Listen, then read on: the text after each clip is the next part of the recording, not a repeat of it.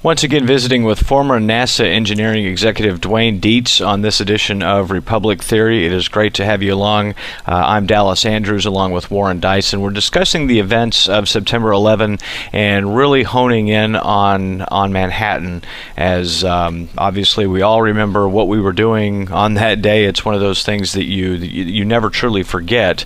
I know that Warren has a couple questions that he wants to get to. Before we get into that, I wanted to just kind of, as we continue our discussion on 9/11, on Republic Theory, I wanted to get your take on a personal level, maybe even more so than professional. When exactly did you start to have questions about the official story? I think it was probably in about 2004. I became very puzzled by the airplane part of it, just from my professional background in aeronautics, and flight controls was my specialty within that. I found it very difficult to see how hijackers could fly those airplanes as they apparently did. And so I just kind of started digging, trying to figure it out. And then kind of my interest got switched to the World Trade Center towers. Since I was focusing on the airplanes that struck the towers first as my area of interest, I then became kind of captivated by what seemed to be the evidence at the World Trade Center buildings themselves. And then I was very surprised to hear about Building 7. I hadn't really even known about that prior to that it come down the same day. And that just kind of attracted me to dig into it more and more and try to get straight in my own mind what must have happened. Well, Dwayne, as an engineer and a physicist, I actually found this presentation that you had done. I found it on YouTube from October the 21st of this year at the Kroc Institute in San Diego. And I would recommend anybody who has a chance to go look up that YouTube piece. It's actually a very interesting piece.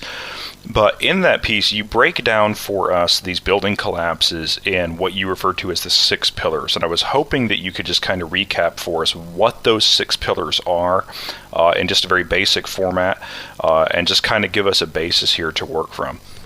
Okay, I tried to pick 6 areas that I thought each one standing on its own would be sufficient reason to have a new investigation.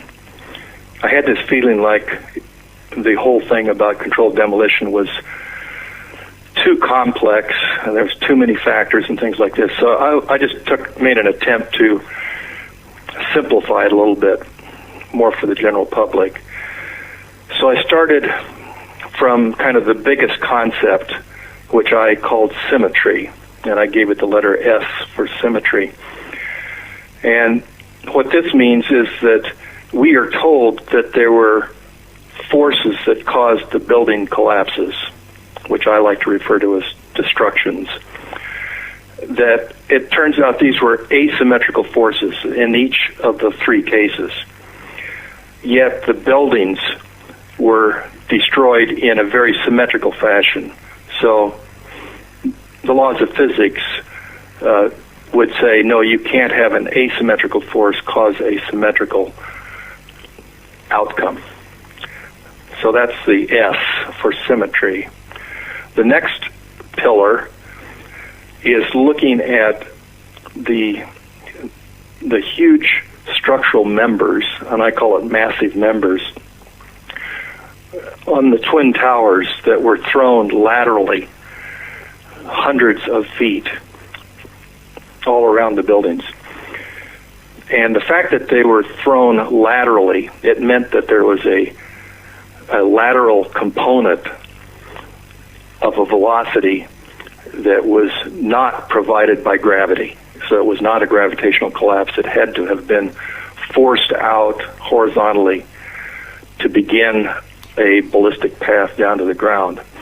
And these were 10 to 20 ton structural members that their initial velocity away from the building was 50 miles per hour, which would be 80 kilometers per hour. And so that would be a massive force wave that must have started them on their path laterally. And they ended up like 600 feet away from the building, which is 2 football field lengths away from the building. So that, from a physics standpoint, just told me it couldn't have been gravity that caused these massive members to be thrown like that. The third pillar I called removal of structure. And this really follows from recognizing that there was free fall acceleration, and it's particularly notable on Building 7, where the top part of the building suddenly fell in a free fall that lasted for a little over 100 feet, which corresponds to 8 stories. And this means that those 8 stories somewhere below, we can't see them because they're blocked from view of other buildings, but 8 stories of structure at lower levels had to suddenly get out of the way. And that means someone had to have made provisions to have that structure removed suddenly and abruptly. The fourth pillar I refer to as the iron pillar, iron and other byproducts of what turns out to be thermite. So iron is the element that was most notable. There was large quantities either as molten iron or as kind of in a microscopic way, looking at iron-rich microspheres, which we can talk about later. So it was the amount of iron that was in the remains, the debris of the building, that points back to thermite. There was quite a few other elements as well that were found, and the distribution between these elements would be the same distribution that you would see if you were looking at thermite or thermate, both kinds of incendiaries. And therefore it kind of infers that there was these well, sometimes I refer to them as explosives, but maybe an accelerant is a better word to describe them.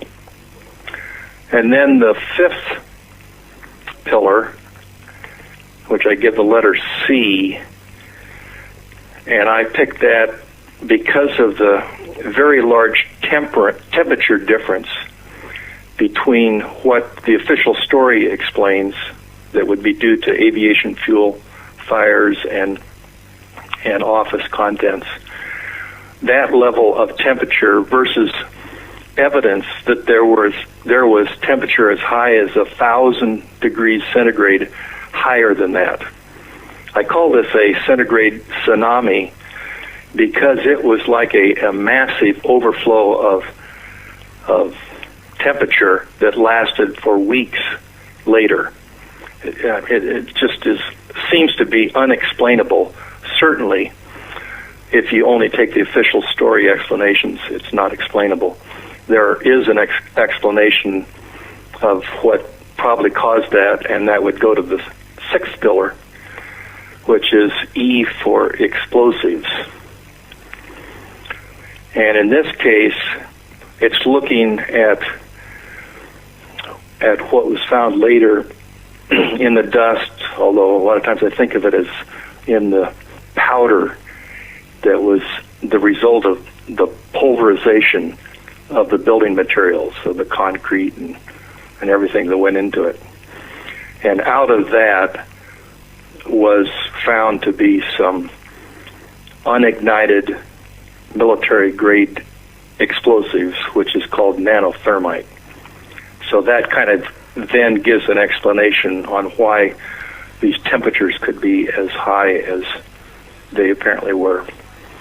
So I think if any of those 6 topics, or pillars, if you will, if any one of them seems like the evidence is showing something considerably different than what the official explanation has been, then you ought to stop right there and say there needs to be a new investigation. You shouldn't have to wait until you hear about the other areas as well.